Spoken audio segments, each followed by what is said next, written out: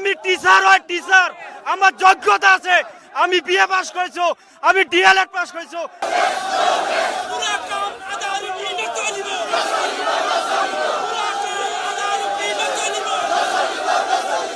দৰমহা সেইটো নিদিয়ে, মাত্ৰ 12,000 টকা দি আছে।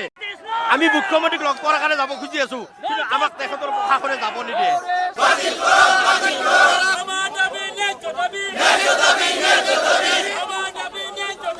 এনেকুৱা অন্যায়, এনেকুৱা অত্যাচাৰ আমাৰ লগত যিখিনি কৰিছে অসমৰ ৰাইজে জানা নাই। আজি অসমৰ ৰাইজে ভালকে জানাওক, আমাৰ সৰকাৰ আমাৰ দাবি দেওয়াৰ অধিকাৰ আছে, কিন্তু আমাকে এৰেস্ট কৰেছে।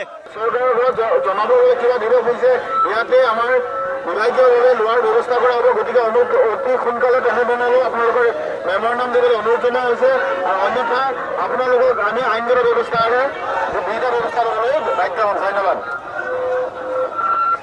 আজি আমি দিছপুৰত যাম, আমার দাবি আমার সরকারের আমি কম। আমি অসমীয়া হয়, আমি কিয় টিউটর, আমি টিচার হয় টিচার, আমার যোগ্যতা আছে, আমি বিএ পাস করেছি, আমি ডিএলএড পাস করেছি। আমাক কিয় সরকারে টিউটর বনাই রাখিব? আমি কিয় 12,000 টাকা দরমহা পাম? আমাক হাইকোর্টে অর্ডার দিছে, সেই অর্ডারখন সরকারে মানা নাই। গতিকে আমাক যাব দিয়ক, আমি আমার হিমন্ত বিশ্ব শর্মাক আমার দাবি মুখেৰে মুখে আমি কথা পাতিম। আজি চাওক, আমাক টিউটৰ বনাইছে 2021-ত। আমি শিক্ষক হিচাপে আজি 25-30 বছৰ ধৰি কাম কৰি আছো।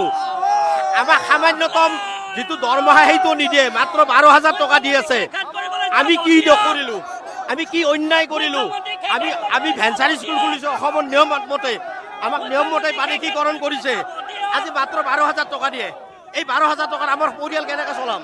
এতিয়া তেওঁলোকে টেটৰ কথা কৈ আছে। টেট এতিয়া 50-60 বছৰত চাকৰি দিছে, এওঁলোকৰ কাৰণে টেট সম্ভৱ নেকি?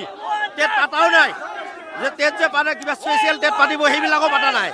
এনেকুৱাকৈ আমাক আমাৰ চাকৰি বহুতৰ ৰিটায়াৰ হৈ গৈছে, আৰু বহুতৰ ৰিটায়াৰ হ'ব, শীঘ্ৰে হ'ব। এনেকুৱা অন্যায়, এনেকুৱা অত্যাচাৰ আমাৰ লগত যিখিনি কৰিছে অসমৰ ৰাইজে জানা নাই। আজি অসমৰ ৰাইজে ভালকে জানাওক, আমি মুখ্যমন্ত্ৰীক লগ কৰাৰ কাৰণে যাব খুজি আছো, কিন্তু আমাক তেখেতৰ প্ৰশাসনে যাব নিদিয়ে। আমাৰ কোনো এটা দাবি পালন কৰে নাই। আজি আমি গণতান্ত্ৰিক পদ্ধতিতে আমি সৰকাৰেৰ ওচৰত যাব খুঁজিছো, সরকারে আমাক সিআরপি লগাই দিছে, পুলিশ লগাই দিছে। আমি ধিক্কার দিছো সরকারক। আমি টিচার হয়, আমি অসমীয়া মাধ্যমের টিচার হয়, আমি অসমীয়া ভাষা জিকাই রাখিছো। আজি আমাক বঞ্চিত কৰিছে।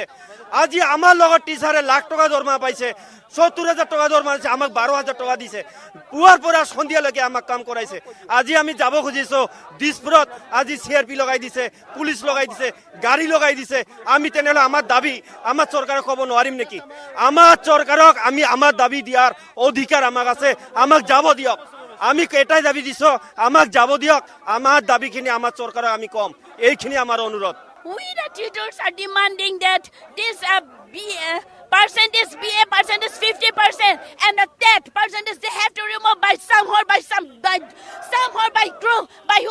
the government of Assam. Sir Himanta Biswa Sarma, wherever you are, you have to remove the name of the teachers. Then we have to get the justice for name of the teachers. We have to get the name of teachers by somehow. Himanta sir, we are requesting you, sir.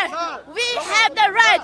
We the teachers have the right to protest about the teachers. We need the name of the teachers from today only. আমি একেলগে যাম, আমি একেলগে যাম, বডিখিনি যাম।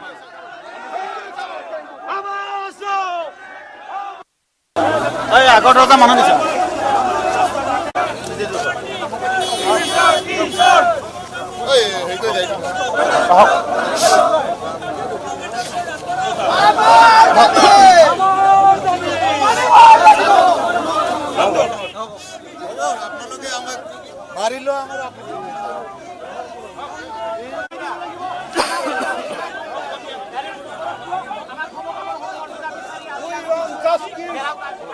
আমি শিক্ষক হিসাবে ছাত্র ছাত্রী সকলে আমি শিক্ষা দান কৰি আছো।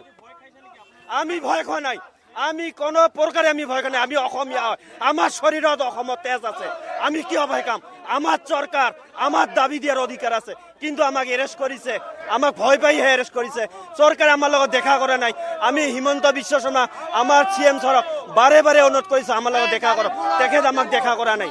আমাক সময় দিয়া নাই শিক্ষামন্ত্রীয়ে বারে বারে মিছা কথা কৈছে বারে বারে আমাক মাতিছে আমি গৈছিলো শিক্ষামন্ত্রী আমার এটা দাবিও পূরণ কৰিব পৰা নাই গতিকে আজি আমি দিছপুর যামেই কিন্তু আমাক আগভেটিছে আমাক এরেস্ট করিলে এতিয়া আমাক থানাত লৈ যাব আমি ধিক্কার দিছো সরকারক যে আমি গণতান্ত্রিক পদ্ধতিত আন্দোলন করার পিছত আমাক এরেস্ট করিলে আমি 25-30 বছর ধরে ব্যবসা কাটি আছো মুখ্যমন্ত্রী ডাঙরিয়া আমার চাকরি নিয়মিত করব লাগে সম শিক্ষকৰ সমমৰ্যাদা দিব লাগে এবং অসমৰ মুখ্যমন্ত্ৰী বা শিক্ষামন্ত্ৰীসকলক আপুনি অনুৰোধ জনাইছোঁ আমালোকৰ ন্যায্য দাবীকেইটা মানিবলৈ চেষ্টা কৰক আপুনি মানৱতাৰ পৰিচয় দিয়ক আমাক আৰু আমালোকক আমি ধৰ্ণাসূচী কাৰ্যসূচীলৈ আহিছোঁ আমালোকক এৰেষ্ট কৰিছে আমালোকৰ স্বাধীনতা হস্তক্ষেপ কৰি আছে গতিকে যিসকল হৈছে আমি এতিয়া আমি অনুৰোধ ৰাখিছোঁ অসমৰ মুখ্যমন্ত্ৰী ডাঙৰীয়া আৰু শিক্ষামন্ত্ৰী ডাঙৰীয়াক আপোনালোকে মানৱতাৰ পৰিচয় দিয়ক 25-30 বছৰ বেচৰকাৰী স্কুলত কাম কৰা শিক্ষকসকলক